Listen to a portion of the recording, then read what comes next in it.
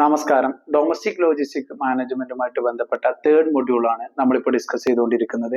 അതിലെ രണ്ടാമത്തെ വീഡിയോ ആണ്, അഥവാ തേർഡ് മൊഡ്യൂളിലെ രണ്ടാമത്തെ വീഡിയോ ആണ് ഇപ്പോൾ നമ്മൾ സംസാരിച്ചുകൊണ്ടിരിക്കുന്ന വിഷയം. അപ്പോൾ ഈ ഒരു വീഡിയോയിലോട്ട് നിങ്ങളെ സ്വാഗതം ചെയ്യുന്നു. ഈ ഒരു വീഡിയോയിൽ നമ്മൾ ഡിസ്കസ് ചെയ്യുന്നത് പ്ലാനിങ് ഇൻ ലോജിസ്റ്റിക്സ് അഥവാ ലോജിസ്റ്റിക്സ് പ്ലാനിങ്ങിനെ കുറിച്ചിട്ടാണ്. ആദ്യമായിട്ട് നമുക്ക് ഇതിന്റെ മീനിങ് എന്താണെന്നുള്ളത് മനസ്സിലാക്കാം. ഇതിന്റെ മീനിങ്ങിൽ പറയുന്നുണ്ട്, it is A process of organising resources, that is truck drivers, warehouses and scheduling shipment to meet demand efficiently. Logistics planning എന്ന് പറഞ്ഞു കഴിഞ്ഞാൽ ഇവിടെ പറയുന്ന പോലെ തന്നെ നമ്മുടെ ലോജിസ്റ്റിക്സ് ഓപ്പറേഷനുമായിട്ട് ബന്ധപ്പെട്ട റിസോഴ്സസുകളെല്ലാം ക്രമീകരിച്ചുകൊണ്ട് കറക്റ്റ് സമയത്ത് നമ്മുടെ കസ്റ്റമേഴ്സിലോട്ട് ആ പ്രൊഡക്റ്റ് എഫിഷ്യൻ്റ് ആയിട്ട് എത്തിക്കുന്ന ആ ഒരു പ്രോസസ്സ് പ്ലാൻ ചെയ്യുന്നതിനെയാണ് ലോജിസ്റ്റിക്സ് പ്ലാനിങ് എന്നുകൊണ്ട് ഉദ്ദേശിക്കുന്നത്. അതേപോലെ തന്നെ നമ്മുടെ വാഹനങ്ങള്, ഡ്രൈവേഴ്സ്, വെയർ ഹൗസസ്, അതുപോലെ തന്നെ ഇത് എപ്പോ കസ്റ്റമറിലോട്ട് എത്തും തുടങ്ങിയ കാര്യങ്ങളെല്ലാം പ്ലാൻ ചെയ്ത് ആ പ്രോഡക്റ്റ് എഫിഷ്യൻ്റ് ആയിട്ട് കസ്റ്റമറിലോട്ട് എത്തിക്കുന്നത് വരെയുള്ള മൊത്തം A to Z കാര്യങ്ങൾക്ക് വേണ്ടിയുള്ള പ്ലാൻ തയ്യാറാക്കുന്നതിനെയാണ് ലോജിസ്റ്റിക്സ് പ്ലാനിങ് എന്നുകൊണ്ട് ഉദ്ദേശിക്കുന്നത്. ഇനി നമ്മൾക്ക് പറയാനുള്ളത് ഇതിന്റെ കീ കോമ്പോണന്റ്. എന്തുമായിട്ട് ബന്ധപ്പെട്ട്? പ്ലാനിങ് ലോജിസ്റ്റിക്സുമായിട്ട് ബന്ധപ്പെട്ട കീ കോമ്പോണൻസുകൾ ഏതൊക്കെയാണ്? ഒന്ന്, ലോജിസ്റ്റിക് പ്ലാനിങ് എഫിഷ്യൻ്റ് ആയിട്ട് മനസ്സിലാക്കണം, എഫിഷ്യൻ്റ് ആയിട്ട് നടക്കണം എന്നുണ്ടെങ്കിൽ നമ്മൾ ഡിമാൻഡ് ഫോർകാസ്റ്റിംഗ് നടത്തേണ്ടതുണ്ട്, അഥവാ predicting shipment volume based on historical data and market trends. അഥവാ നമ്മുടെ പഴയകാല അനുഭവങ്ങളുടെ വെളിച്ചത്തിൽ നമ്മൾക്ക് മനസ്സിലാക്കാൻ കഴിയും ഈ ഒരു മാസം, ഈ ഒരു മന്തിൽ ഏകദേശം എത്ര ഓർഡേഴ്സ് നമ്മൾ പ്ലേസ് ചെയ്യേണ്ടി വരും എന്നുള്ളത്. അപ്പോൾ അതിനനുസരിച്ച് വേണം നമ്മൾ ഈ മാസത്തെ ഒരു പ്ലാൻ റെഡിയാക്കാൻ. കഴിഞ്ഞ വർഷം ഈ മാസത്തിൽ നടന്ന ഒരു ഹിസ്റ്റോറിക്കൽ ഡാറ്റ വെച്ചിട്ട് വേണം നമ്മൾ ഈ മാസത്തെ പ്ലാൻ റെഡിയാക്കാൻ.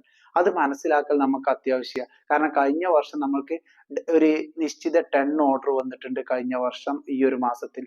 അപ്പൊ ഈ ഒരു വർഷം ഈ മാസത്തിൽ അത്ര തന്നെ 10 നമുക്ക് ഓർഡർ വന്നേക്കാം. അപ്പൊ നമ്മൾക്ക് ഇത്ര വാഹനം വേണം, ഇത്ര ഡ്രൈവേഴ്സ് വേണം, ഇത്ര വെയർ ഹൗസസുകൾ നമ്മൾ കണ്ടെത്തേണ്ടതുണ്ട് തുടങ്ങിയ പ്ലാനുകൾ തയ്യാറാക്കണം.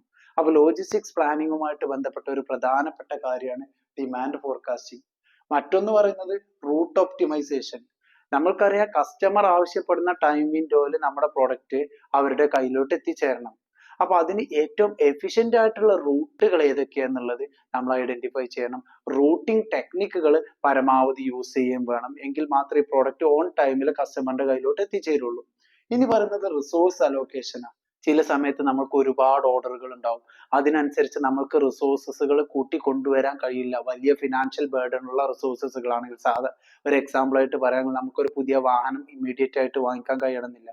അപ്പോൾ അത് മുന്നിൽ കണ്ടുകൊണ്ട് നമ്മൾക്കുള്ള റിസോഴ്സസുകൾ എഫിഷ്യൻ്റ് ആയിട്ട് അലോക്കേഷൻ നടത്തണം. അഥവാ കസ്റ്റമേഴ്സിന്റെ ഡിമാൻഡ് മീറ്റ് ചെയ്യുന്ന രീതിയിൽ റിസോഴ്സസുകളെ സജ്ജമാക്കണം, ക്രമീകരിക്കണം എന്നുള്ളതും കൂടെ ഇതിന്റെ കീ കോമ്പോണന്റ് ആയിട്ട് പറയപ്പെടുന്നുണ്ട്. ഇനി നമ്മൾക്ക് നോക്കാനുള്ളത് ഇതുമായിട്ട് ബന്ധപ്പെട്ട ടൂൾസ് ആണ്.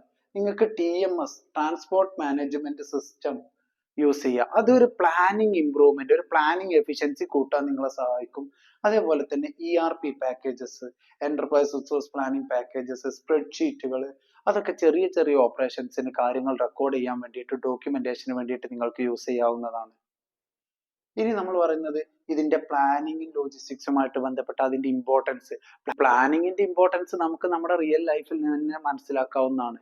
അതിന് നമ്മൾ മറ്റെവിടെയും പോകേണ്ട ആവശ്യമില്ല. അപ്പൊ നമ്മൾ നടത്തുന്ന ഒരു ലോജിസ്റ്റിക്സ് ഓപ്പറേഷൻ ബിസിനസ്സിൽ ഇതിന്റെ ഇമ്പോർട്ടൻസോ അതിലോട്ട് വരുന്ന സമയത്ത് നമുക്ക് നോക്കാം. Ensure timely delivery and cost efficiency. Correct സമയത്ത് കസ്റ്റമറിലോട്ട് എത്തിക്കുക. എന്നാൽ കസ്റ്റമറിന്റെ കയ്യിൽ നിന്ന് അമിതമായ ഒരു പ്രൈസ് ഈടാക്കാൻ പാടില്ല. നമ്മൾ അമിതമായിട്ടുള്ള ഒരു പ്രൈസ് എപ്പോഴാണ് നമ്മൾക്ക് ഈടാക്കേണ്ടി വരിക? നമ്മുടെ കോസ്റ്റ് നമ്മുടെ കൺട്രോളിൽ നിന്നും പോകുമ്പോൾ. അപ്പൊ കോസ്റ്റ് എഫിഷ്യൻസി നമ്മൾ മാക്സിമം യൂട്ടിലൈസ് ചെയ്യണം. അതായത് കോസ്റ്റ് ഒരു അഫോർഡബിൾ കോസ്റ്റ് വരുന്ന രീതിയിൽ മാത്രം കാര്യങ്ങൾ പ്ലാൻ ചെയ്യണം നമ്മൾ. എങ്കിൽ മാത്രം നമ്മുടെ ബിസിനസ് സക്സസ് ആവുള്ളൂ. Then adapt to disruptions.